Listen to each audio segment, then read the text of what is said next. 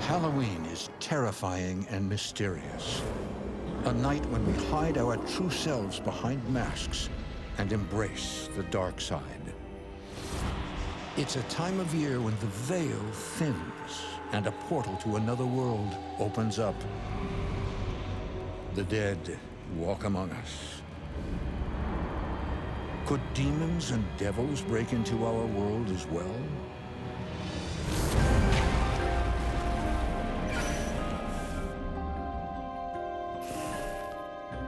Does Halloween bring the spirit world closer to us? Does paranormal activity increase?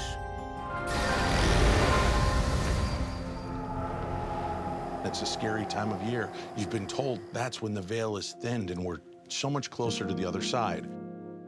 So maybe it's just the intention of millions of people and maybe even billions of people around the world focused on the meaning of that day and looking for it so that these opportunist spirits find a way to make their presence known.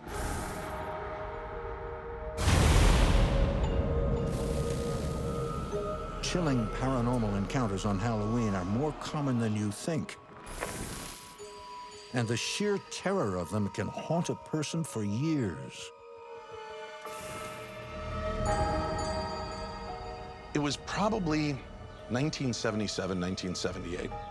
I grabbed my stuff. I was on my way to my buddy's house to go for trick-or-treating. And there was a house that I passed by.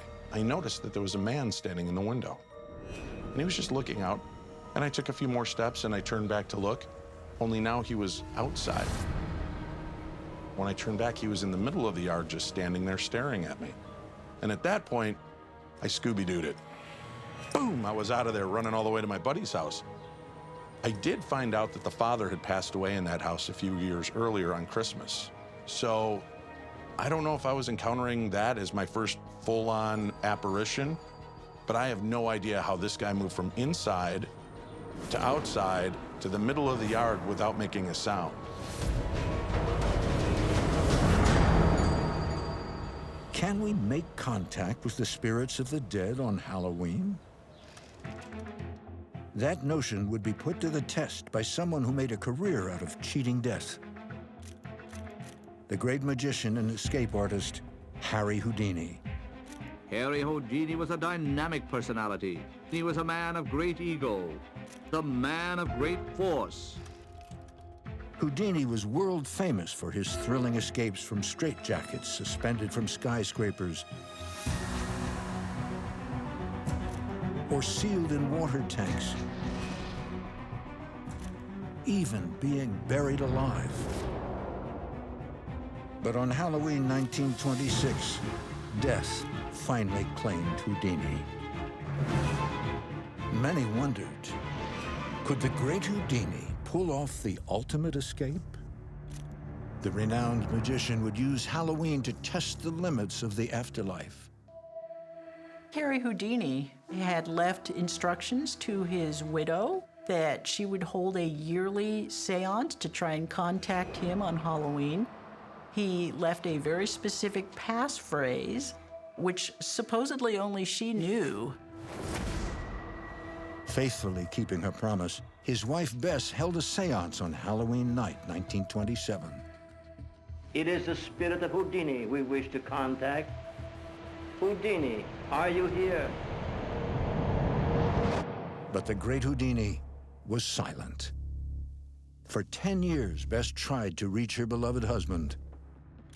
In 1936, she tried one last time atop the Knickerbocker Hotel in Hollywood, California. Mrs. Houdini, the 10 years are up. Have you reached a decision? Yes. Houdini did not come through. I do not believe that Houdini can come back to me or to anyone. Good night, Harry. Since then, others have tried diligently to contact the famous magician, especially around Halloween. Every year, Houdini's descendants and his family members still hold the séances. And of course, there are other groups that continue to try to contact Houdini every Halloween as well.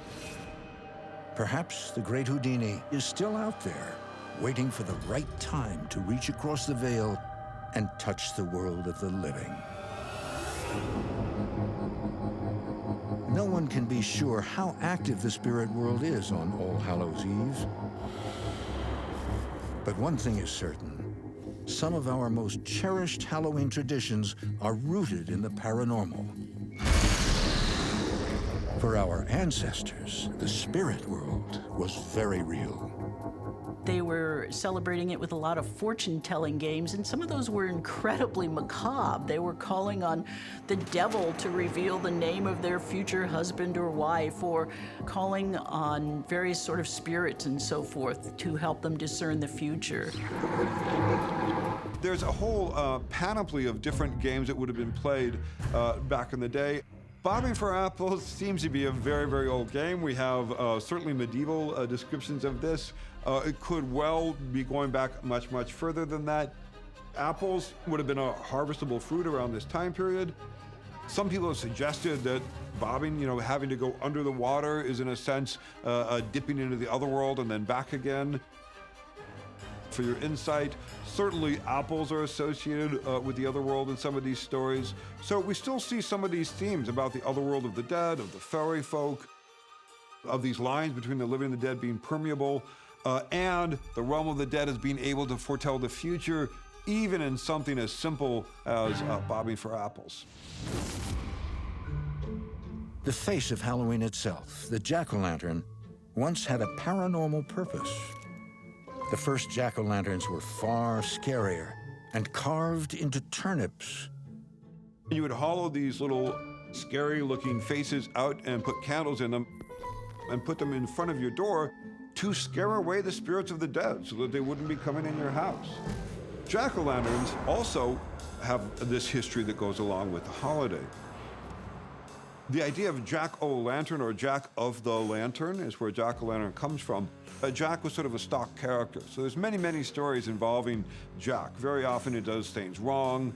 One story that's been pegged to the idea of the Jack-o'-lantern was Angry Jack or Drunken Jack.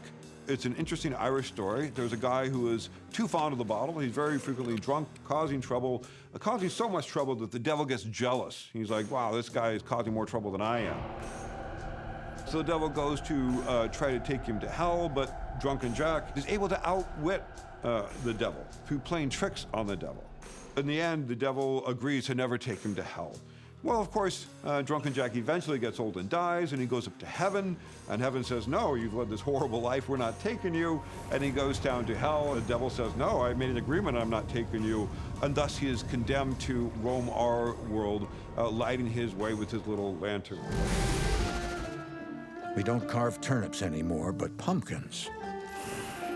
Something Irish immigrants brought to America. Pumpkin carving has lost its spiritual meaning, but it's become so much more.